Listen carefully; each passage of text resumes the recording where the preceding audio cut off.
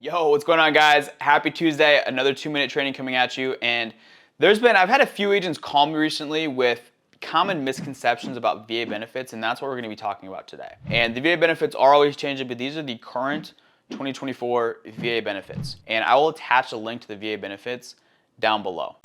But one thing you guys have to understand is the VA, it's ran by veterans, which in one aspect is great, because other veterans going to the VA, they get to talk and communicate with other veterans, and there's a rapport, and they can share war stories or whatever the case may be. But on the other end, it's ran by old veterans, where they may not be the most responsible, and in addition to that, the VA has little to no money. And to be honest, they're broke. So there's a lot of different misconceptions, different rumors. If you have questions, call the VA. We'll also attach their number below. So in regards to burial, there is zero burial assistance. The most the VA will cover when they're burying you, covering your final expenses, whatever they may be, funeral costs, the most they'll pay you is $1,400. It is between $700 to $1,400 they're giving you, and they're gonna send that as a check 3 to 12 months later. Typically, it's around 6 to 9 months after that person was passed away that you're gonna get that check in the mail. So if you get a client on the phone and they say, oh, the VA is covering my entire funeral. No, respectfully, they are not covering your entire funeral. Where'd you hear that from? And he'll be like, well, Daryl at the VA told me. All right, Jerry, well, I'm gonna shoot you straight. The VA is not going to cover your entire funeral, where the VA only covers between $700 to $1,400 of your burial and final expenses. And there are zero exceptions to this, even if they are 100% disabled. All right, second thing we're gonna be talking about is spouse survivorship in regards to disability, pension, and retirement. And 90% of the time, the spouse is receiving zero funds of their pension, Social Security, retirement, whatever the case may be.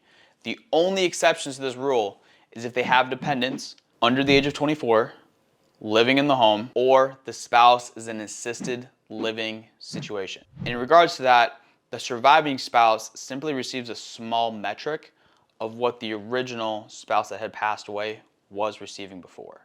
But those are the only two scenarios. Other than that, their surviving spouse is getting zero of the existing spouse's benefits when they pass away. And then lastly is VA home mortgage loans, where I've called clients up in the past and they say, oh, my loan's with the VA, and the VA is paying off my entire home when I pass away, when that is not true at all. So the benefits of VA mortgage loans is, one benefit is you don't have to pay PMI. So if you put less than 20% down, you're not required to pay PMI insurance. And the only situation where you're gonna get any sort of benefit from the VA, if you have your mortgage through them when you pass away, is if you have a surviving dependent under the age of 24 living in the home, or your spouse in assisted living. And again, same as Social Security, pension, disability, it's a very small amount. And there again, just to clarify, there is no situation where the VA is paying off your entire home when you pass away. But here are some of the current 2024 VA benefits.